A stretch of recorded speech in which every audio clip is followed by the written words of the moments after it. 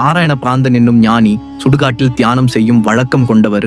பிராந்தன் என்றால் பித்தன். ஊராரும் அவரை பைத்தியம் என்றே நினைத்தனர். ஆசை என்பதே இல்லாத அவரது பெருமையை உலகிற்கு உணர்த்த விரும்பினாள். காளி.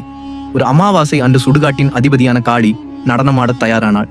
அதற்காக தேவதைகள் அனைவரும் கூடினர். அங்கு தியானத்தில் இருந்த பிராந்தனிடம், அடே, எங்கள் தலைவியான காளி தேவி சற்று நேரத்தில் வரவிருக்கிறாள். அவளை பார்த்தாலே உனக்கு குலை நடுங்கும். அவள் வருவதற்குள் ஓடிவிடு என்றனர். பிராந்தன் சிரித்தபடி, யார் வந்தால் எனக்கு என்ன? சுடுகாடு அனைவருக்கும் பொதுவான இடம். இதில் காளிக்கு மட்டும் உரிமை ஏது? நான் எங்கும் போக மாட்டேன் என மறுத்தார். சற்று நேரத்தில் பெரும் சத்தத்துடன் வந்தாள். காளி இடி முழங்கும் ஓசையுடன் ஆடத் தொடங்கினாள். தேவதைகள் எல்லாம் அச்சத்துடன் நின்றனர். ஆனால் பிராந்தன் மட்டும் அமைதியுடன் இருந்தார்.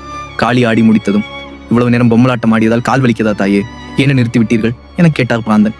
ஏளனமாக பேசிய பிராந்தனை சூளத்தால் கொல்லப் போகிறாள் என அனைவரும் நினைத்தனர். ஆனால் அவளோ என் கோர உருவம் கண்டால் தைரியசாலியும் நடுங்குவான். ஆனால் அமைதியாக பார்த்த நீ பொம்மலாட்டம் என்று கேலியும் செய்கிறாய். உனது தைரியத்தை பாராட்டுகிறேன். என்ன வரம் வேண்டுமோ கேள் என்றாள். வரம் வேண்டாம் தாயே, நீ இங்கிருந்து புறப்பட்டால் தான் நான் தியானம் செய்வேன் என்றார் பிராந்தன்.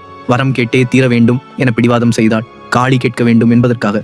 அப்படியானால் என் வலது கால் சற்று வீங்கியுள்ளது தாயே, அதை இடது காலுக்கு மாற்றலாமா என்றார். இப்படி யாரும் வரம் கேட்டதில்லை. சரி, மனம் போல ஆகட்டும் என்று சொல்லி மறைந்தாள். காளி ஆசை இல்லாதவன். கடவுளுக்கு கூட பயப்பட தேவையில்லை.